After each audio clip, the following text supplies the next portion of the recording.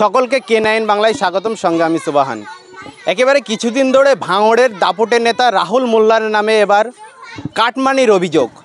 টিএমসির বিরুদ্ধে এতদিন আইএসএফ কাটমানির অভিযোগ করে এসছে এবং সেটা বারবার প্রমাণ হয়েছে। এবার ভাঙড়ের আইএসএফ নেতা রাহুল মোল্লার নামে কাটমানির অভিযোগ। এই বিষয়ে সরাসরি আমরা পেয়ে গেছি বাদুড়িয়া বিধানসভার অবজারভার কুতুবুদ্দিন ফাতি। তিনার কি বক্তব্য শোনাবো আপনাদের। বারবার আইএসএফের পক্ষ থেকে টিএমসির বিরুদ্ধে কাটমানির অভিযোগ করা হয়, সেখানে এবার ভাঙড়ে আপনাদের আইএসএফ নেতা রাহুল মোল্লার নামে কাটমানির অভিযোগ, যে একটা ব্যবসাদারের পুলিশের সহযোগিতা পাইয়ে দিয়ে নাম করে টাকা নেওয়ার অভিযোগ। পীরজাদা নওশাদ সিদ্দিকী, তার নামেও অভিযোগ উঠছে। আর আমাদের প্রত্যেকের নামেই অভিযোগ আছে যে আমরা বিজেপির থেকেও কোটি কোটি টাকা নিয়ে চলছি। তো এই অভিযোগ তোলার এক শ্রেণীর মানুষ আছে, তারা তুলবে, এই অভিযোগের কোনো মূল্য নেই। তারপরেও বলবো, ইন্ডিয়ান সেকুলার ফ্রন্টের ফরমের নিচের দিকে দেখবেন সাংবিধানিক রাইটের কথা দেওয়া আছে। ইন্ডিয়ান সেকুলার ফ্রন্টের কোনো সদস্য যদি কোনো রকম 2 নম্বরই কাজ করে, সে আর ইন্ডিয়ান সেকুলার ফ্রন্টের সদস্য থাকে না। অতএব যে বা যারা এই অভিযোগ তুলছে, আমি বলবো যে আমাদের ছেলেদের দ্বারা এই ধরনের কার্যকলাপ করাটা অসম্ভব।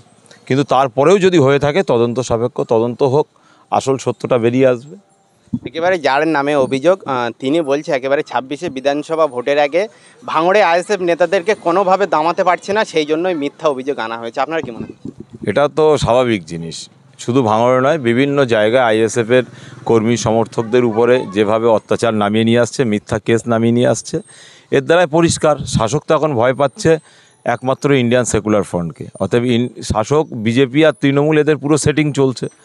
অতএব এদের বিকল্প বাকি যারা উঠছে, এদের এগনেস্টে যারা উঠছে, বাম এবং আইএসএফ সহ আরও যে সমস্ত রাজনৈতিক দলগুলো আছে, এদেরকে কিভাবে গ্যারেজ করে দেওয়া যায়, সেই প্ল্যান প্রোগ্রাম এরা সর্বসময় নিয়ে রেখেছে। একেবারে কিছুদিন আগে নওশাদ সিদ্দিকীর বিরুদ্ধে অভিযোগ উঠেছিল যে 30 কোটি টাকা বিজেপির কাছ থেকে নিয়েছে। একেবারে সেই ভিডিও প্রকাশ করেছিল দীপক ব্যাপারী সহ। আর শওকত মোল্লা তিনি ভরা স্টেজ থেকে বলে দিল যে নওশাদ সিদ্দিকী 30 কোটি টাকা বিজেপির কাছ থেকে নিয়েছে। আমার রাজ্যের মাননীয় মুখ্যমন্ত্রী যার নামে আপনার বোম বাঁধার নিদান দেয়, অতএব সেই ব্যক্তি নিয়ে যত কম মুখ খোলা যায় ততই ভালো। তবে এই সমস্ত মানুষদের, এরা কখনো সিপিএমে ছিল, তখন সিপিএম পার্টিটাকে ব্যবহার করে তুলে খেয়েছে, মস্তানি করেছে। আজকের তৃণমূল এসছে, তৃণমূলে মস্তানি করে খাচ্ছে। আগামী দিন আবার যদি অন্য কোনো রাজনৈতিক দল আসে, ওরা তার আগের সামনের সারিতে যাবে, যে সেখানেও তুলে খাবে। এদের রাজনৈতিক কোনো দিশা নেই, এদের কোনো চিন্তাভাবনা নেই, সমাজকে নিয়ে দেশকে নিয়ে কোনো চিন্তাভাবনা নেই। এদের কাজই হচ্ছে রাজনৈতিক ক্ষমতাটাকে ব্যবহার করে নিজেদের পকেট পুঁজি করো, নিজেদের ব্যবসা বাণিজ্য কাজ কারবার বাড়াও, নিজেদের আত্মীয় স্বজনদের চাকরি বাকরি করিয়ে দাও, এটাই হচ্ছে এদের কাজ। একেবারে তারপরে নওশাদ সিদ্দিকী শওকত মোল্লার নামে এবং দীপক ব্যাপারীর নামে মানহানির মামলা করলেন। একেবারে তারপরে দীপক ব্যাপারী বলছে যে নওশাদ সিদ্দিকী আমার সাথে যদি লাগতে আসে, তাহলে ব্যাপারটা খুব ভালো হবে না। আপনি যে ব্যাপারীর কথা বলছেন তাকেও আমি ভালো রকম চিনি। তবে এই ধরনের মানুষদের নিয়ে যতটা মুখ কম খোলা যায় ততটাই ভালো। কেন আমাদের মুখ দিয়ে তাদের হাইলাইট করানোটা বেকার। কারণ আমরা মনে করি যে এরা সমাজের কোনো কাজের মানুষ নয়। এরা বলতে পারবে যে মানুষের একটা কারুর উপকারে কাজে লেগেছে আজ পর্যন্ত। আর মামলা যখন করা হয়েছে সেখানে যাবে, সেখানে যে কত টাকা নিয়েছে, কিভাবে নিয়েছে, কত টাকার নোট নিয়েছে, সেটা তার প্রমাণ দেবে। যদি প্রমাণ না দিতে পারে, তাহলে হাইকোর্টের যেটা হবে, আইন আদালতের যে সিস্টেম আছে, সেই সিস্টেমে তারা খেসারত দেবে। একেবারে যে ভাঙড়ের আইএসএফ নেতা রাহুল মোল্লার নামে যে এই অভিযোগ উঠেছে, একেবারে যে তিনি কাটমানি নিয়েছে, তাহলে 26 বিধানসভা ভোটের আগে আইএসএফকে কি ভয় পাচ্ছে ভাঙড়ে? এটা তো পাচ্ছে বলেই তো আজকে তারা এই ধরনের ইস্যুগুলো নিয়ে আসছে এবং এই ধরনের কার্যকলাপগুলো করছে।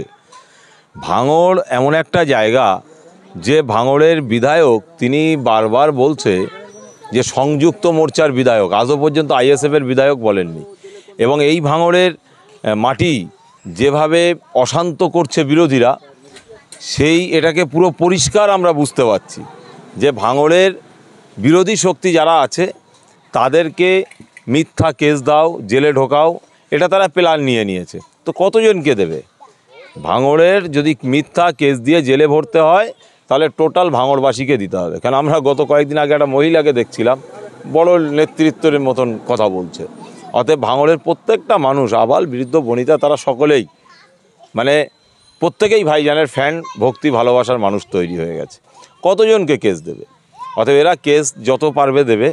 আমরাও জামিন করাবো এবং কেস দিতে দিতে ওরা হাঁপিয়ে যাবে। আশা করি আমাদের কোনো সমস্যা হবে না। ইন্ডিয়ান সেকুলার ফ্রন্ট যে জায়গায় ছিল সেই জায়গায় থাকবে। একেবারে যে মহিলার কথা বললেন, একেবারে সেই মহিলা একেবারে মিডিয়ার সামনে মুখ খোলার পরেই কংগ্রেস থেকে জয়েন করলো সদ্য টিএমসিতে। একেবারে সেই নেতা সেই মহিলাকে কটূক্তি ভাষায় গাল খিস্তি দিল এবং নওশাদ সিদ্দিকী আব্বাস সিদ্দিকী নিয়ে। দেখুন, এদের কথা বলারও তো কোনো রুচি নেই। কটু কথা বলা, খারাপ কথা বলা, এটা এদের অভ্যাসে পরিণত হয়ে গেছে। আমরা ফোনের কল রেকর্ডেও শুনেছি অনেককে মা মাসি তুলে গালিগালাজ দিয়েছে। পীরজাদা নওশাদ সিদ্দিকী, পীরজাদা আব্বাস সিদ্দিকী এবং আমাদের পীর আম্মাজান তাকেও যেভাবে গালিগালাজ দিয়ে কথা বলেছে এই ভাঙড়ের মানুষ।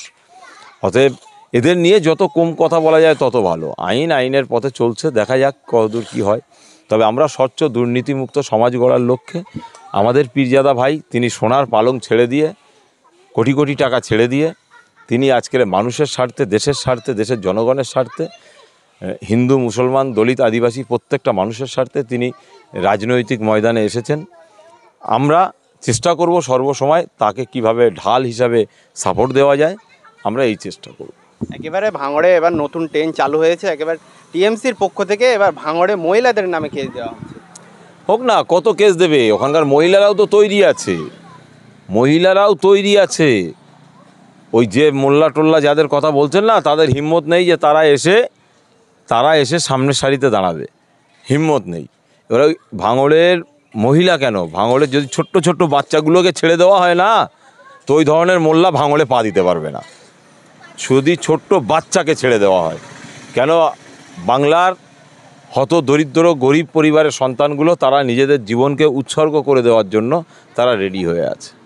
26শে বিধানসভা ভোট, সাধারণ মানুষের জন্য কি বার্তা দেবেন?